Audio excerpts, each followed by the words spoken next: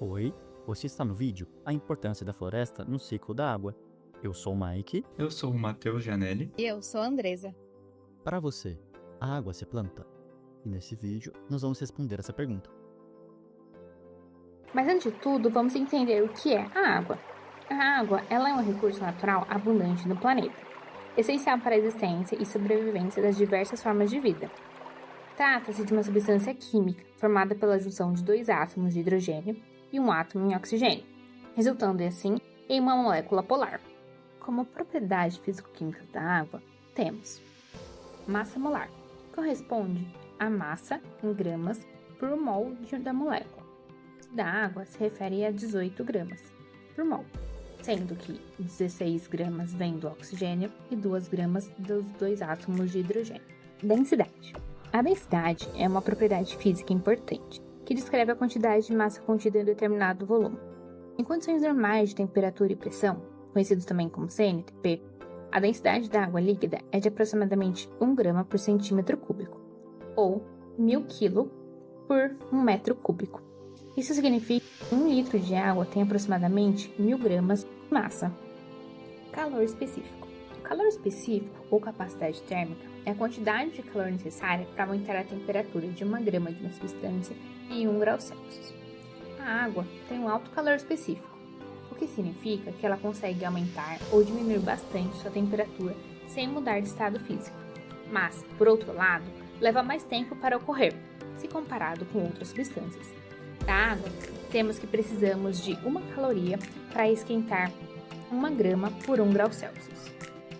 Agora, para fins comparativos, nós temos que a areia precisa de 0,20 calorias para variar 1 grama em 1 grau Celsius. Como nós vimos, a água precisa de 1 caloria. Logo, o calor específico da areia é bem menor que o da água. Por conta da estrutura da molécula da água e sua polaridade, temos como interações intermoleculares as pontes de hidrogênio, ou ligações de hidrogênio. Isso resulta em uma forte interação entre as moléculas, assim precisando de uma temperatura até que um pouco alta para conseguir fazer a fusão e também a ebulição. Então, como ponto de fusão da água, temos 0 graus Celsius. Como ponto de ebulição, 100 graus Celsius. Ponto de fusão é aquela temperatura em que a água passa do gelo, que é o estado sólido, para a água líquida, que é o estado líquido. E ponto de ebulição é o ponto da temperatura em que passa da água líquida para vapor de água, que é a forma gasosa da água. Bom, e como funciona o ciclo da água?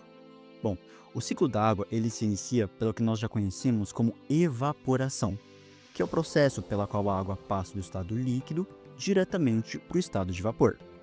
Em regiões mais frias, ocorre o processo de sublimação, na qual a água, em estado sólido, ele vai passar diretamente para o estado de vapor. Em seguida, todo esse vapor de água que subiu e formaram as nuvens passam por um processo chamado de condensação, o processo na qual a água em estado de vapor se condensa e volta ao estado líquido. Então essa água agora em estado líquido, ela volta para a Terra, por um fenômeno que você já deve ter ouvido falar e que se chama precipitação.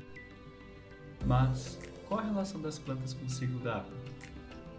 Para entendermos isso, precisamos conhecer o metabolismo vegetal. A fotossíntese é o processo pelo qual as plantas convertem energia luminosa em energia química, produzindo compostos orgânicos como a glicose. Para isso, a planta consome água e gás carbônico, dando origem, por fim, a uma molécula de açúcar e gás oxigênio. Esse processo ocorre principalmente nas folhas, em organelas especializadas chamadas cloroplastos, que contêm o pigmento clorofila, responsável por captar a luz solar. Também nas folhas existe uma estrutura chamada estômago, que se abre, permitindo que ocorram trocas gasosas.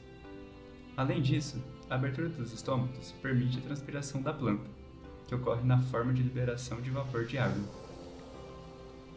A liberação desse vapor de água contribui para o controle térmico da planta e também impulsiona a ascensão de água em direção às próprias folhas, por meio de um fenômeno físico conhecido como tensão, coesão, adesão. Esse efeito é o responsável por gerar a força de sucção que induz o transporte de água e nutrientes desde as raízes até as partes mais superiores das plantas. Guarde bem essas informações que serão muito úteis lá na frente. Agora, vamos tentar plantar água. Vamos considerar esse terreno, por exemplo, uma região seca e sem vida. Aqui, nós temos um solo considerado impermeável, que não é nada mais nada menos que um solo que não absorve água. Agora, vamos plantar uma muda de árvore. Na verdade, eu acho que uma muda só não vai ser o suficiente. E isso eu explico por quê mais pra frente. Então vamos plantar várias mudas de árvore aqui. Vamos começar então a forçar algo o que a mãe natureza já faria por conta própria ao longo de várias e várias décadas. Regar essas mudas, que vai ser extremamente necessário, pelo menos aqui no começo. Agora que nossas árvores estão grandes e já ocorreram chuvas que foram absorvidas pelo solo e pelas árvores, temos então belas copas de árvores. As copas das árvores são extremamente importantes porque elas vão proteger parcialmente o solo da radiação solar, criando sombra. Porém, parte dessa radiação solar que ainda passa pela copa das árvores, ela chega ao solo e esquenta ele. E, novamente, nós vamos passar pelo processo que nós já vimos anteriormente e que se chama evaporação. Vocês lembram o que o Matheus falou lá atrás? As árvores, assim como as plantas, fazem a transpiração. Isso ocorre nas folhas pelos estômatos. Esse vapor que sai das plantas pela transpiração e o vapor que vem do solo pela evaporação da água passa pelo que nós conhecemos por corrente de convecção. Nós temos então uma área na qual o ar quente vai subir e o ar frio vai descer e ocupar esse lugar. Agora, nem todo o vapor consegue passar pela copa das árvores e subir. Parte dele ainda fica nessa região debaixo das árvores. Então, quando chega a noite e a temperatura começa a cair, esse vapor se condensa pelos troncos e volta ao solo em forma de água líquida. Esse processo da água do solo evaporar e as árvores transpirarem leva o nome de evapotranspiração. Bom, o vapor que subiu e se transformou em nuvens, que em algum momento vão precipitar, como nós já vimos, vai voltar ao solo em forma de água líquida e abastecer os reservatórios subterrâneos de água, que por sua vez vão abastecer as nascentes.